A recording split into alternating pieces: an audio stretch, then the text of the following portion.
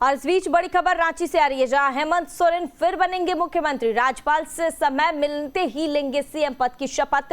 मंत्रिमंडल में कई नए चेहरे को शामिल कर सकते हैं पूर्व सीएम। चंपई सोरेन को मिल सकती है बड़ी जिम्मेदारी। इस वक्त की बड़ी और अहम जानकारी आप तक पहुंचा रहे हैं, जहां हेमंत सोरेन फिर मुख्यमंत्री बनेंगे और इस बीच पूर्व सीएम चंपई सोरेन को बड़ी जिम्मेदारी भी मिल सकती है। दरअसल मंत्रिमंडल में कई नए चेहरे को शामिल किए जा सकते हैं और ऐसे में अब पूर्व सीएम चंपई सोरेन को भी बड़ी जिम्मेदारी मिल सकती है।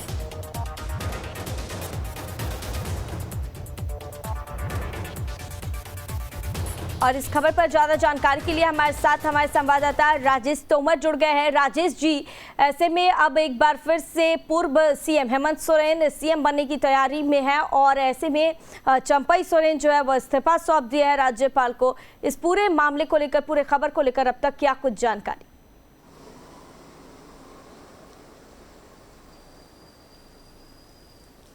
देखिए नैना, कल ही पूरे विधायकों की बैठक हुई थी। जो सत्ता दल में जितने तमाम विधायक शामिल थे, चाहे वो कांग्रेस के विधायक हों या फिर आरजेडी के, तमाम विधायक मौजूद थे और एक मत से उन्होंने हेमंत सोरेन को विधायक दल का नेता माना। और उसके बाद चंपई सोरेन से कहा गया कि आप इस्तीफा दे दें। चंपई सोरेन हालांकि बैठक में पहले ही निकल गए थे। उन्होंने कहा था कि जब हमारी जरूरत होगी तो आप हमको संपर्क कर लीजिएगा। उसके बाद चंपई सोरेन के पास हेमंत सोरेन गए और साथ में राजेश ठाकुर जो कि कांग्रेस के अध्यक्ष हैं। उसके बाद वो वहां से राजभवन निकले तमाम विधायक और रात में 7:30 बजे तक जो इस्तीफा है उन्होंने गवर्नर को सौंप दिया। कल ही यहाँ जो राज्यपाल हैं वो लौटे थे, राधाकृष्णन, और जो पेपर है, जो दावा पेश किया गया था हेमंत सोरेन की तरफ से, उसको लेकर आज स्क्रूटनी चल रहा है। कहा जा रहा है कि राजभवन से जो इंडिया गठबंधन के नेता हैं उनको संदेशा भिजवाया गया है। संभवतः उनको अभी राजभवन बुलाया जाएगा, तलब किया जाएगा और जो शपथ के जो समय है वो उसके बाद निश्चित किया जाएगा। वो या तो कल हो सकता है या संभवतः संडे को। देखिए नैना, जो हेमंत सोरेन है अब एक नए कैबिनेट का यहाँ पर विस्तार करेंगे। संभवतः कुछ मंत्री साथ में शपथ ले सकते हैं। उसमें कांग्रेस कोटे के कुछ मंत्री हो सकते हैं और साथ में झारखंड मुक्ति मोर्चा के। कांग्रेस कोटे में से आलमगीर आलम चूंकि जेल जा चुके हैं, ईडी रेड किया था और उसमें काफी बड़े मात्रा में पैसा मिला था।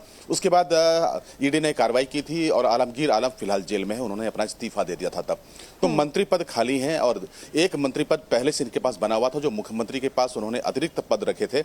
वो दोनों में विस्तार होना है। तो कहा जा रहा है कि इरफान आलम जो कि कांग्रेस कोटे से मंत्री हैं, अल्पसंख्यक हैं, उनको मौका मिल सकता है आलमगीर की जगह पे।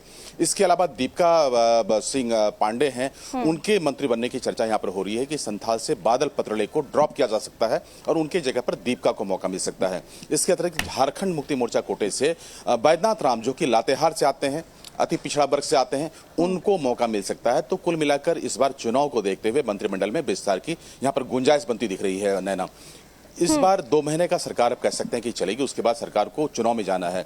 तो हेमंत सोरेन के लिए जो 2 महीने का समय होगा, पूरे सरकार में गति और रफ्तार देने का समय होगा। और जो मैनिफेस्टो उन्होंने तैयार किया था कांग्रेस के साथ में, उस मैनिफेस्टो के आधार पर जो जनता से उन्होंने वादे किए थे उसके अनुरूप काम करने का यहां पर कहा जा रहा है कि संभावना है। और हेमंत सोरेन ये 2 महीने में काफी रेस होंगे, इससे इनकार नहीं कर सकते नैना। अब ऐसे में राजेश जी, ऐसे में 1 साल के अंदर कहा जा सकता है कि झारखंड में यह दूसरी बार सीएम पद में जो है वो बदलाव देखने को मिल रहा है। और ऐसे में अब क्या लगता है किन किन नए चेहरे को शामिल किया जा सकता है मंत्रिमंडल में?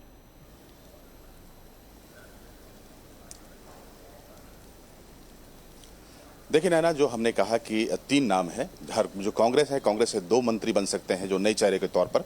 इरफान अंसारी जो कि आलमगीर की जगह पे जगह ले सकते हैं।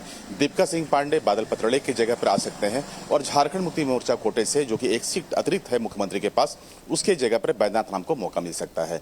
आपने कहा कि चुनावी वर्ष है और हेमंत सोरेन के लिए एक बहुत बड़ी चुनौती होगी कि अपने सरकार को किस तरह से गति दें, किस तरह से रफ्तार दें। चंपई सोरेन को तब सत्ता सौंपा गया था चूंकि परिस्थितियां बहुत ही विपरीत आई थी। हेमंत सोरेन को जेल जाना पड़ा था लैंड स्कैम घोटाले में, तब ईडी ने कार्रवाई की थी और उन्होंने चंपई सोरेन को सत्ता सौंप दिया था। जैसे हेमंत सोरेन सामने आए, कल कांग्रेस आलाकमान से हेमंत की बातचीत हुई थी और सोनिया गांधी से उनकी बातचीत हुई थी और उसमें यह कहा गया था कि चूंकि गठबंधन को चुनाव मैदान में जाना है, ऐसे में गठबंधन की तरफ से एक जो चेहरा है वो चेहरा बहुत ही मजबूत हो, जिसकी काफी लोकप्रियता हो। तो हेमंत सोरेन के चेहरे को लेकर किसी को यहाँ पर कोई गुरेज नहीं है। सबे पता है कि जो पिछले बार लोकसभा के इलेक्शन हुए उसमें हेमंत सोरेन की वजह वजह से काफी बढ़त मिला था एनडीए को। तो एक युवा नेता है, चर्चित नेता है और वो बेहतर काम कर रहे थे, तो हेमंत सोरेन के नेतृत्व में चुनाव लड़ा जाएगा और मुख्यमंत्री के तौर पर यह पहली घोषणा हो जाएगा कि अगर इंडिया गठबंधन चुनाव लड़ती है तो यहां पर हेमंत सोरेन ही चेहरा होंगे। इसी चेहरे पर चुनाव लड़ा जाना है। तो कांग्रेस कोटे की तरफ से और आलाकमान की भी मर्जी थी, तो इस तरह से यहां पर सरकार का जो मार्ग है वो प्रशस्त हुआ, नहीं तो शायद संपाई सोरेन को यहां पर कंटिन्यू कराया जाता। तो हेमंत सोरेन के लिए मजबूरी ये थी, क्योंकि गठबंधन के लोग चाहते थे कि वो सामने आए और युवा और तुर्क नेता है और झारखंड में एक बड़ा चेहरा है आदिवासियों के तौर पर।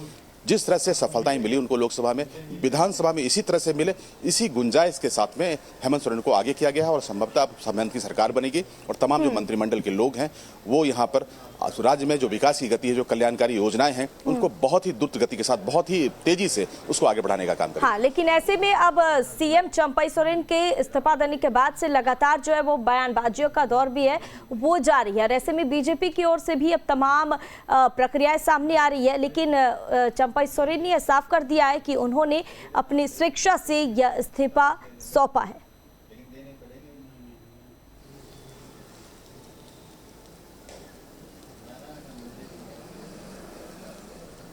देखिए नैना, चूंकि चंपाई सोरेन बहुत ही कद्दावर नेता है, बहुत ही सीनियर लीडर हैं, उनके लिए भी जगह है। चूंकि जो गठबंधन के लोग हैं वो आपस में किस तरह से समन्वय करें, तो एक पद का यहाँ पर सृजन किया जाएगा।